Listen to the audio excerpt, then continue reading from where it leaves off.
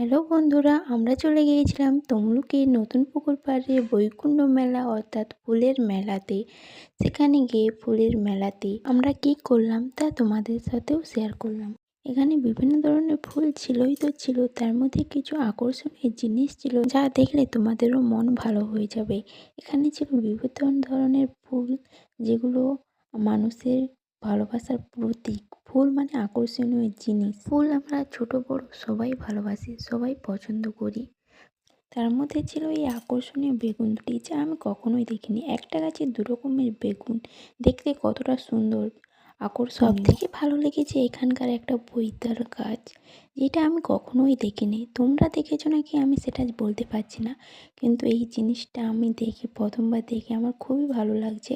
খুব আকর্ষণীয় জিনিস। তারপরে ছিল এই আকর্ষণীয় 4 হাতের চিচিঙ্গাটি, দেখতে কতটা সুন্দর লাগছে, ঝুলিয়ে রেখেছে গাছটিকে কত সুন্দরভাবে।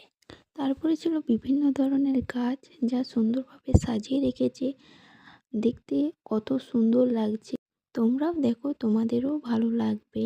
এই বিভিন্ন ধরনের জিনিস দিয়ে কত সুন্দর সুন্দর গাছ। এই বিভিন্ন ধরনের গাছগুলির মধ্যে তোমরা কোন কোন গাছগুলি চেনো, জানো, সেইগুলি আমাকে কমেন্ট করে বলতে পারো। আর যেগুলো জানো না সেগুলো আমাকে জিজ্ঞেস করতে পারো, আমি তোমাদেরকে বলে দেবো।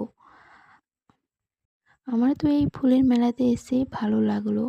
তোমরাও যদি আসো তোমাদেরও ভালো লাগবে, কারণ এখানে ছিল বিভিন্ন ধরনের ফুল, কিছু জিনিস দেখার মতনই ছিল।